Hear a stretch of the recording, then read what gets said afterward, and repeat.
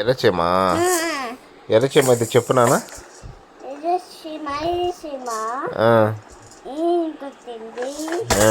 తోటకెళ్ళావా, పండు తెచ్చావా, గుర్తుపోయావా? అది కాదు నాన్న, అది చిట్టి చిలకమ్మాయి బాయ్ చీమ కథ. అనగనగా కోళ్ళు అనగనగా ఊళ్ళో చిలకమ్మ చిలకమ్మ అమ్మ కుట్టిందా? అంటే అది కాదు, ఇట్రా నా సాయి చూడుట గుటెక్కని మింగావా. అది కాదు నాన్న, చీమ కథ చెప్పు. ఇప్పుడు చేపల కథ అనగనగా ఒక రాజు 7 చేపలు. ఇదిగో చెప్తే వీడియో తీస్తా. లేచి కూర్చో, లేచి కూర్చో.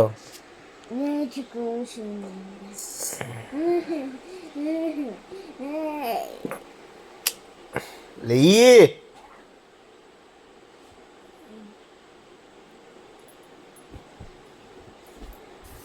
చెప్పు చెప్పు. ఒక కోడిలో చీముందా? రాలేదా?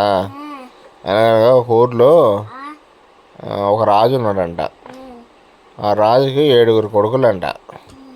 7 ఏటకపోయి 7 చేపలు తెచ్చారంట. అట్ట చెప్పు.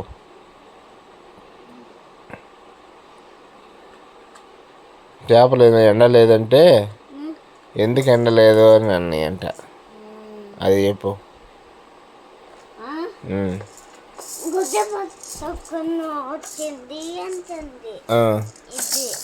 గడ్డి పూస వచ్చిందంట. సరే ఓకే. గడ్డి పూస నువ్వు ఎందుకు అడ్డం వచ్చినావు అంటే ఏం వచ్చిందంట? ఏమొచ్చింది? ఇది ఇచ్చింది. గడ్డి పూసిన ఎవరు మేయలేదా? ఆవు మేయలేదా? ఆవు ఎందుకు మేయలేదు? నాకు రైతు చెప్పలేదంట. రైతు చెప్పలేదన్నా? రైతు చెప్పకపోతే రైతు నువ్వు ఎందుకు చెప్పలేదంటే ఆ రైతు ఏమన్నాడా? నాకు బొవ్వ పెట్టలేదు అంటుంది. అవ్వ నాకు బొవ్వ పెట్టలేదు అని అన్నాడా? అప్పుడు అవ్వ నువ్వెందుకు బొవ్వ పెట్టలేదంటే నా పిల్లలు వేసేస్తున్నారు అనింది. ఓహో, నా పిల్లోడు ఏడుస్తున్నాడా అన్నదే. పిల్లోడా నువ్వెందుకు ఏడుస్తున్నావు అంటే చీమ కుట్టింది అంటుంది. చీమ కుట్టింది అని అంటున్నాడా? చీమ నువ్వెందుకు కుట్టినవు అని అంటే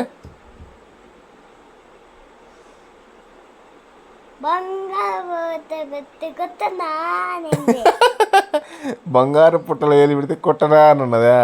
ఇంకోసారి చెప్పా.